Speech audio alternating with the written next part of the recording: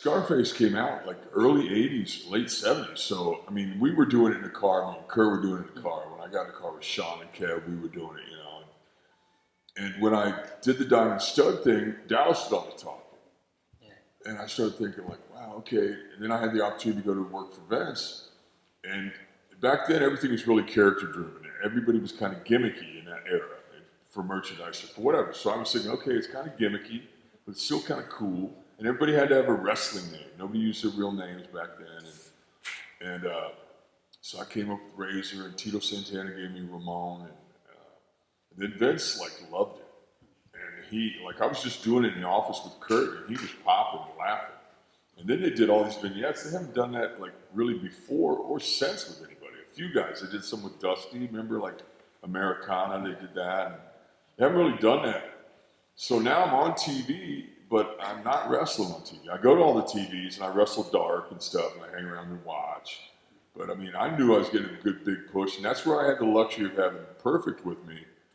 Because he was teaching me all the backstage stuff and all the, the locker room politics and stuff. Because when you're getting pushed, a lot of guys hate you, and I don't care, but I just assume they don't. And he was telling me how to handle it, so I was really blessed to have Kurt around.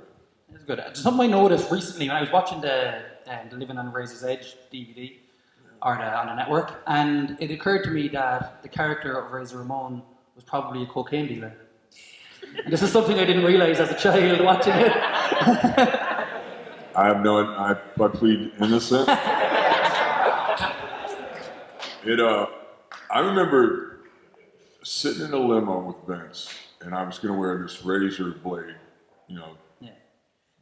around my neck. And I said, Vince, do you think this is too strong? Like, are we, inferring this coke dealer? And he went, no, I don't see that at all.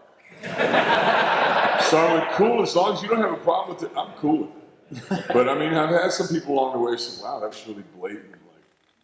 Yeah, well, it's something, as a child, I didn't notice, but it's only actually recently I spotted it. Well, that's what I mean to me. Well, then where have you been hanging out? Yeah, You see, you're lucky it's an adult crowd because you can't say that kind of stuff in front of kids. You got to remember too, in that era, there was no Austin doing this or drinking beer. There was no cursing. The violence was toned down. They weren't shooting up girls' dresses.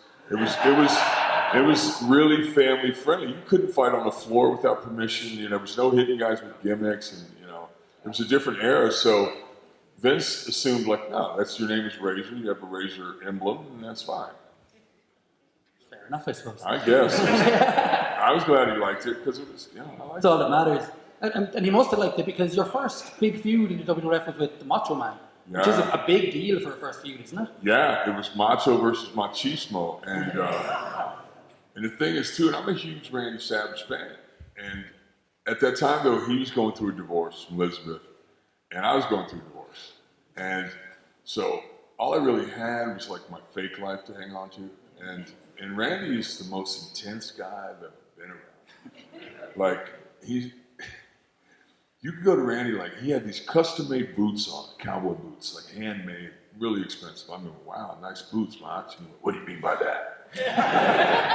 And I'm thinking, like, your boots are nice? It's just, he was so, and then, like, they did a DVD on him that I saw pieces of, and because I'd heard stories about him, but I don't want to believe that about him. He's my hero, but he was, like, super jealous and really possessive of Liz, and I don't know. I think he kind of pushed away. I remember years later in the WCW NWO run, Macho was so cool that he went in on a big contract, and now it's his ex-wife. I want Liz on the payroll. So she's making good money, not doing anything, just kind of standing around. But he looked after, just like Hogan looked after Beefcake. Beefcake was getting paid, didn't even show up to TV. He was getting paid to sit home. And I like that when you take care of your buddies. If you have that kind of clout, do it. And Turner was writing checks to people he didn't even know. But I remember I asked Liz one time, I said, I was sitting with Mongo McMichael. He was with Deborah then, who later became Mrs. Austin and Mrs. X Austin. Took Mongo's money, took Austin's money. God bless her. And she's hot. But I was sitting with Mongo, Deborah, Liz, and I was sitting in the hotel bar some town after Nitro. And I said, Liz, tell me about the first time you met Randy. And she worked in a gym, and Randy and his family used to run a promotion around Kentucky and Tennessee and the U.S. And kind of real small time, but you know, it was a family thing. And Randy was in the gym early in the morning. She said, "Oh my God, your eyes are so red." And I said, "What did he say that hooked you?" And she went, "He said, you should see him from this side." Like, you should see him from this side. Like, Randy's just crazy.